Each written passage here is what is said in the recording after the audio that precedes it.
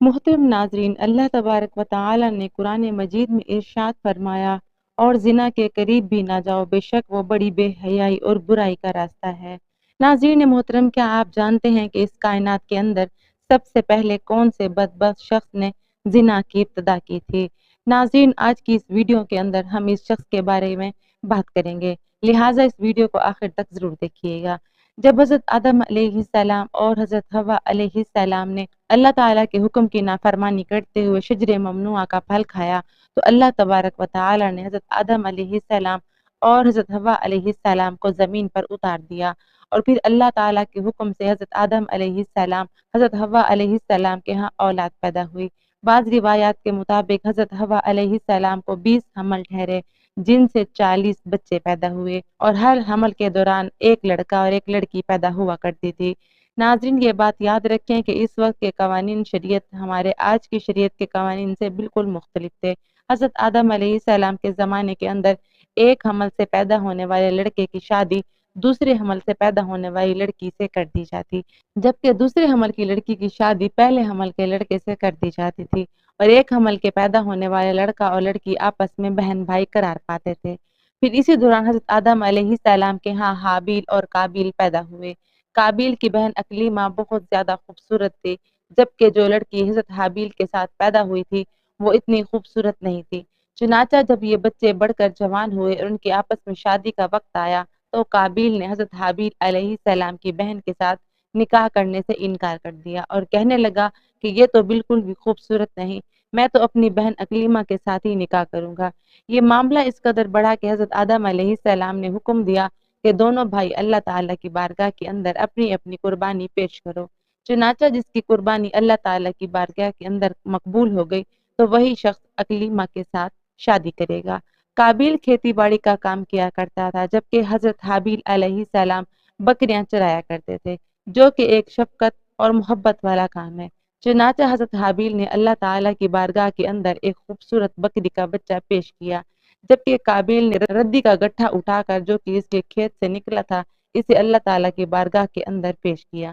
چنانچہ اس زمانے کے رواج کے مطابق آسمان سے آگ اتری اور اس نے حضرت حابیل علیہ السلام کی قربانی کو نگل لیا، جس پر قابیل کہنے لگا کہ ضرور میرے باپ حضرت آدم علیہ السلام نے حابیل کے لیے دعا کی ہے، جس کی وجہ سے اس کی قربانی قبول ہوئی ہے۔ ناظرین، پھر اسی واقعے کے بعد قابیل نے حابیل علیہ السلام کو مارنے کی دھمکی دی۔ روایات کے اندر آتا ہے کہ حضرت حابیل علیہ السلام نے قابیل سے زیادہ طاقتور تھے، لیکن آپ نے اللہ تعالیٰ کے خوف کی وجہ سے فرمایا کہ اگر تم مجھے قتل کرے گا تو میں تمہاری طرف قتل کے لیے ہاتھ نہیں بڑھاؤں گا، میں چاہتا ہوں کہ قیامت کے دن تم میرے گناہ کے ساتھ آؤ۔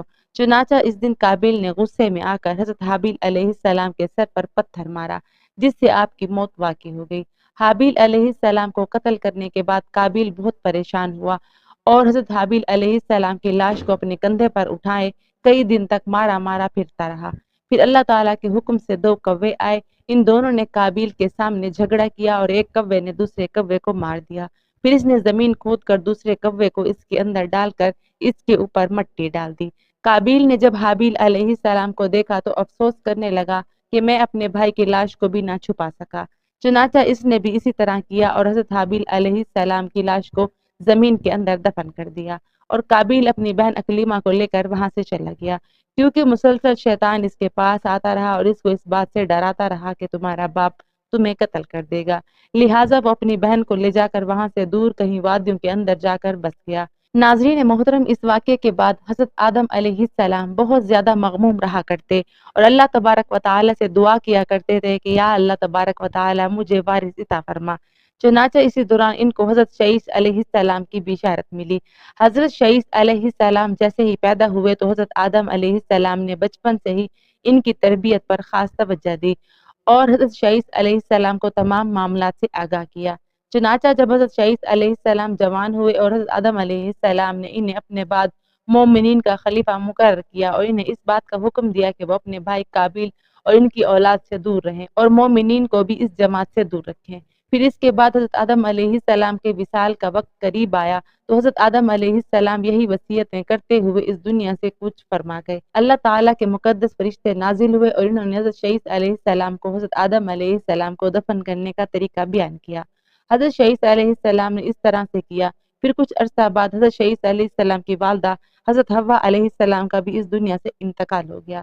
ناظرین، اس واقعے کے بعد زنا کی ابتدا ہوئی۔ اس بارے میں بنی اسرائیل کی روایات کے اندر ہمیں یہ ملتا ہے کہ شیطان ایک غلام کی صورت میں آیا اور ایک شخص کے ہاں اجرت پر کام کرنے لگا۔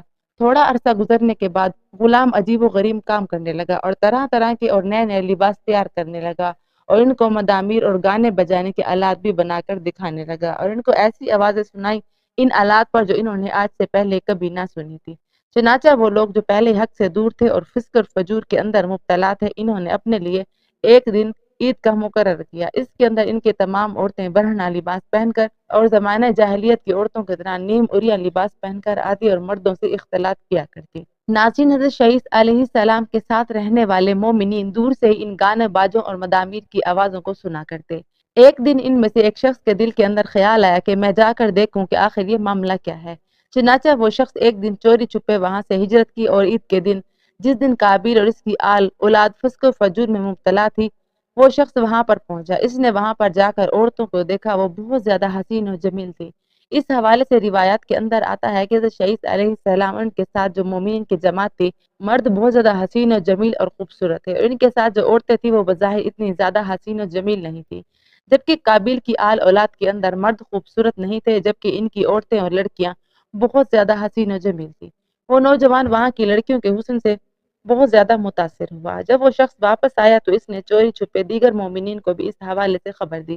پھر آہستہ آہستہ مومنین میں سے کچھ کمزور ایمان والے بھی وہاں سے ہجرت کرنے لگے، اور ہجرت کر کے قابیل کی اولاد کے اندر جا کر وہاں پر ان کی عورتوں کے فتنے کے اندر مبتلا ہو گئے، اور یوں فسق و فجور کرنے لگے، آپس کے اندر زناکاریاں کرنے لگے، جس سے زنا جیسے گناہ کبیرہ کی ابتدا ہوئی۔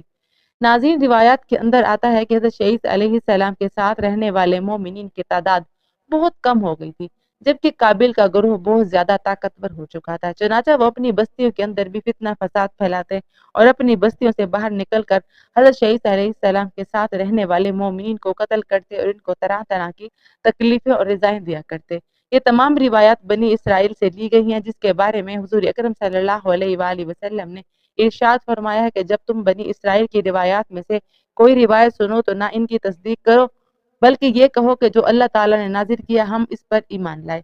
ناظرین، اگر حقیقت حال پر غور کیا جائے تو زنا کی ابتدا اس وقت ہو گئی تھی جب قابیل اپنی بہن اکلیمہ کو لے کر وہاں سے رخصت ہوا اور اپنی بہن اکلیمہ کے ساتھ ناجائز تعلق قائم کر کے اس نے اپنی اولاد پیدا کی۔ اللہ تعالیٰ سے دعا ہے کہ تمام مومنین کو زنا جیسی لعنت سے ہمیشہ ہمیشہ کے لیے محفوظ رکھے، آمین۔